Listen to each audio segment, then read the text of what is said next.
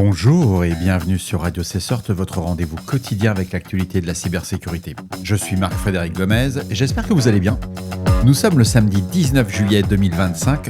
Au programme de ce 360e épisode, c'est un épisode qui est dédié au CERT-FR qui a publié 12 avis de sécurité concernant des vulnérabilités critiques et je vous propose un résumé de ceci. C'est une première de faire dans un épisode 12 avis, ça va être un peu lourd je pense à mon goût, mais bon vous me direz de vos retours.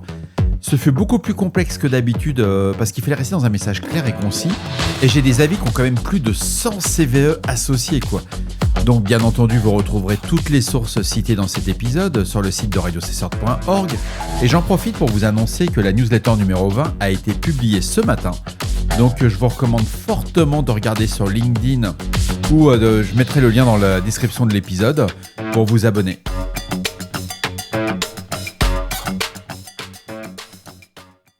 Commençons par le premier avis du CERT-FR, le fameux CERT-FR 2025 AVI 598 qui concerne des vulnérabilités dans Sophos.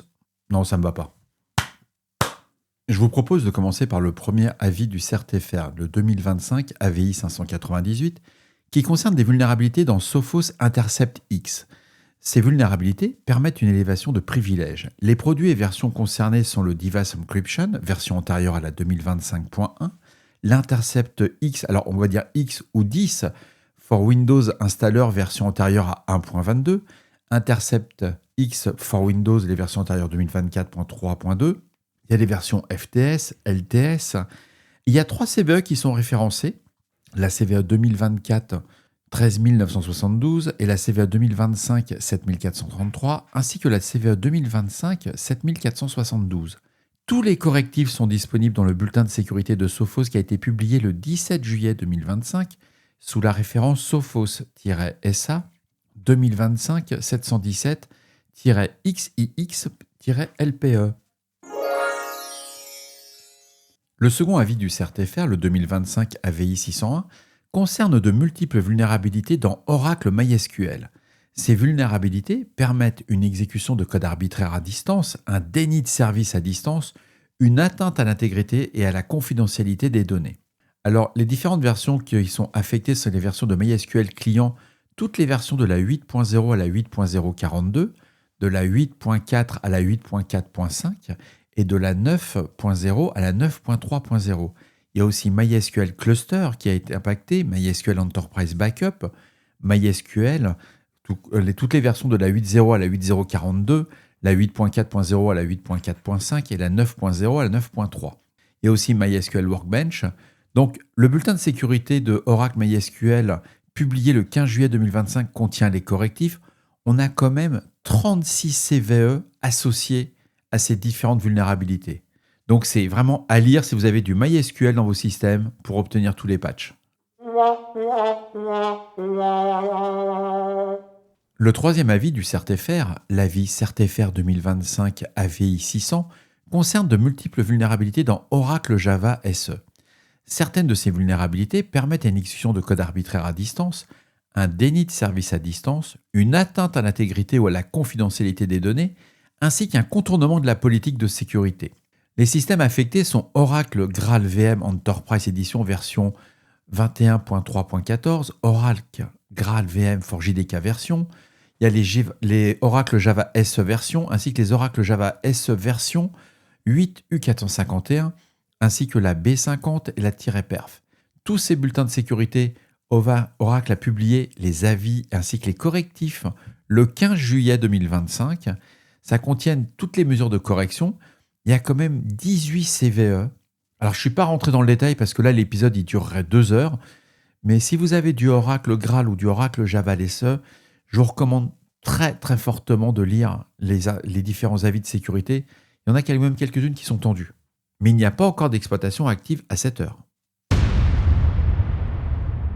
Le quatrième avis du CERT-FR, le CERT-FR 2025 AVI 602, contient de multiples vulnérabilités dans Oracle PeopleSoft.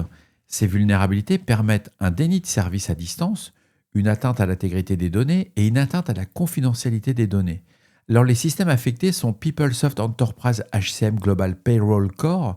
Donc ça, c'est ce qui concerne la paye, les versions 9.251 et 9.252.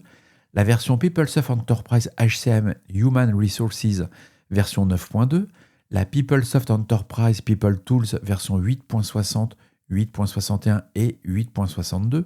Le bulletin de sécurité de Oracle PeopleSoft publié le 15 juillet 2025 contient l'ensemble des correctifs. C'est pas évident, du PeopleSoft c'est un peu tendu à chaque fois de patcher, mais je vous recommande fortement de regarder. On a au total 12 CVE qui sont référencés autour de ces outils PeopleSoft. Le cinquième avis du CERT-FR concerne, alors il est référencé sous le CERT-FR 2025 AVI 606, et celui-là il est étendu. Celui-là j'ai ramé un peu pour le faire. Ça concerne toutes les multiples vulnérabilités dans le noyau de Linux de Red Hat. Alors certaines de ces vulnérabilités permettent une atteinte à la confidentialité, à l'intégrité des données, un déni de service ainsi qu'un contournement de la politique de sécurité. Ce qui est assez impressionnant, c'est le nombre de plateformes qui sont affectées. Il y a tout ce qui est Red Hat Core Ready, Linux Builder pour les architectures ARM64, IBM Z System, donc les mainframes, Power Little India, x86-64, et ça touche les versions 8, 9, 10, y compris les variantes Extended Update Support. Il y a le Red Hat Enterprise Linux pour les architectures ARM64, IBM Z System, Power Little India, Power Big India, x86-64. Bien entendu, toutes les versions 7, 8, 9 et 10 sont inclus, y compris les éditions Realtime, SAP Solutions, AUS et TUS. Les bulletins de sécurité de Red Hat publiés entre le 14 et le 17 juillet 2025 contiennent les correctifs. On a 19 identifiants associés à des CVE. C'est chaud, hein. J'ai regardé, je vous recommande très très fortement le patch. Bref, là on réfléchit pas. On patch sur Red Hat. Le sixième avis concerne de multiples vulnérabilités dans Oracle WebLogic Server. Certaines de ces vulnérabilités permettent une exécution de code arbitraire à distance, un déni de service à distance, une atteinte à l'intégrité et à la confidentialité des données. Les versions affectées sont les Oracle WebLogic Server 12.2.1.4.0, Oracle WebLogic Server 14.1.1.0.0 et le Oracle WebLogic 14.1.2.0.0. Le bulletin de sécurité d'Oracle WebLogic publié le 15 juillet 2025 contient les correctifs. On a quand même 9 CVE, notamment la CVE 2024 38819, la CVE 2025 30753 et la CVE 2025 50064.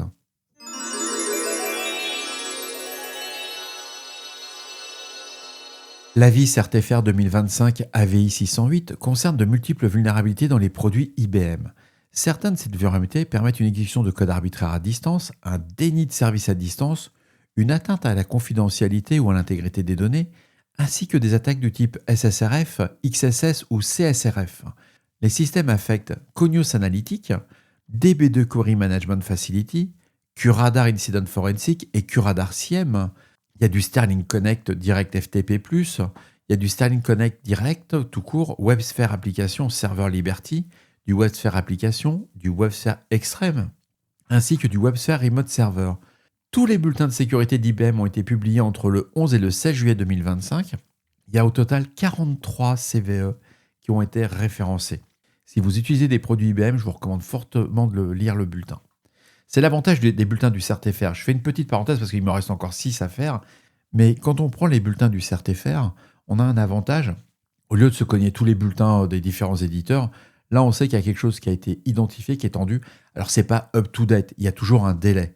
On constate qu'il y a quelques jours qui vont se produire. Mais l'avantage, immédiatement, vous allez savoir si déjà il y a une exploitation potentielle. C'est un peu moins précis que le KEF de la CISA, mais surtout, vous savez s'il y a déjà le lien sur le correctif. Donc, c'est vraiment quelque chose de très, très sympa. Passons à l'avis du CERT-FR 2025 AVI 603, qui concerne de... Alors là, j'étais un peu surpris. Il y a des trucs qui m'ont fait sourire. Multiples vulnérabilités dans Oracle Virtualisation. Bon, bref, c'est du VirtualBox, quoi. Ça serait quand même plus simple, parce qu'on dit Oracle Virtualisation, qu'est-ce que c'est ? On pourrait dire que c'est du KVM, mais est-ce que c'est... Et dans certaines de ces vulnérabilités qui permettent une exécution de code arbitraire à distance, une atteinte à la confidentialité et à l'intégrité des données, le système affecté, c'est Oracle VM VirtualBox version 7.1.10. Le bulletin de sécurité d'Oracle, bien entendu, a été publié le 15 juillet 2025. Il y a quand même 7 CVE qui sont identifiés de ces vulnérabilités.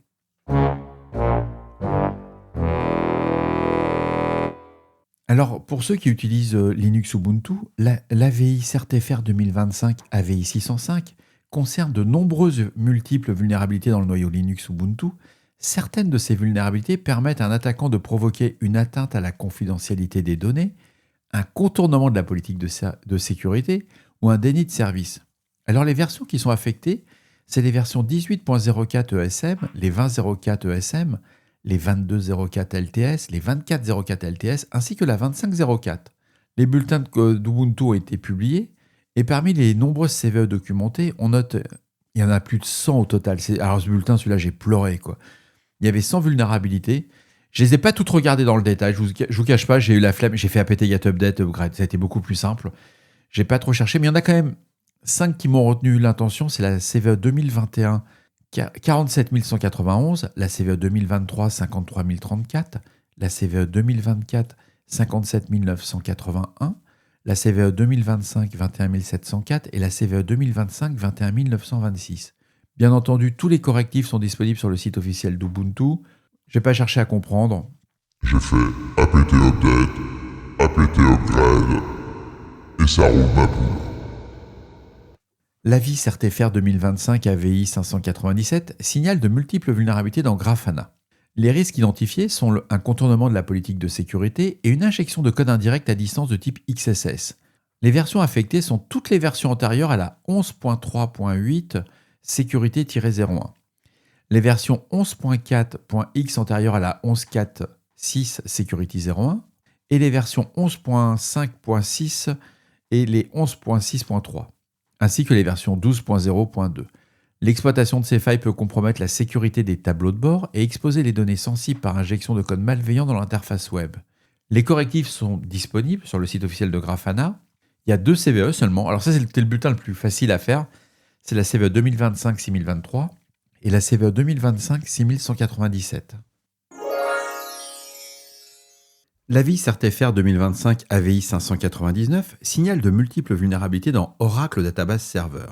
Les risques identifiés sont l'exécution de code arbitraire à distance, atteinte à la confidentialité de données et altération de l'intégrité des données. Alors les produits affectés, c'est JDBC version 23.4 à 23.8, Oracle Database Server version... Alors là c'est chaud. Ça va de la 19.3 à la 19.27, de la 21.3 à la 21.18, de la 23.4 à la 23.8. Oracle Text, ce sont toutes les versions de la 19.3 à la 19.27, de la 21.3 à la 21.18 et de la 23.4 à la 23.8. Certaines failles permettent à un attaquant non identifié d'exécuter du code à distance via des composants critiques de la base de données, compromettant potentiellement la confidentialité ou l'intégrité des données gérées. Donc, Oracle a publié un avis de sécurité pour appliquer tous les correctifs nécessaires. Je vous ai mis le lien. Alors, il y a quelques références qui sont associées. 2, 3, 4. Il y a 7 références CVE. Je vous laisse consulter le bulletin. Je vous cache pas, je trouve ça hyper lourd de faire un épisode spécifiquement sur les avis de sécurité, mais ça me semblait vraiment important parce que quand le CertFR sort ce genre d'informations, c'est qu'il y a peut-être quelque chose qui se passe. Et enfin, le dernier avis du CertFR qui signale la publication de multiples bulletins de sécurité pour SUSE concerne des vulnérabilités dans le noyau Linux de plusieurs distributions SUSE. Les bulletins SUSE SU 2025 02 307 à SUSE 2025 02 335, publiés entre le 14 et le 16 juillet 2025, documentent 136 vulnérabilités référencées par des identifiants CVE.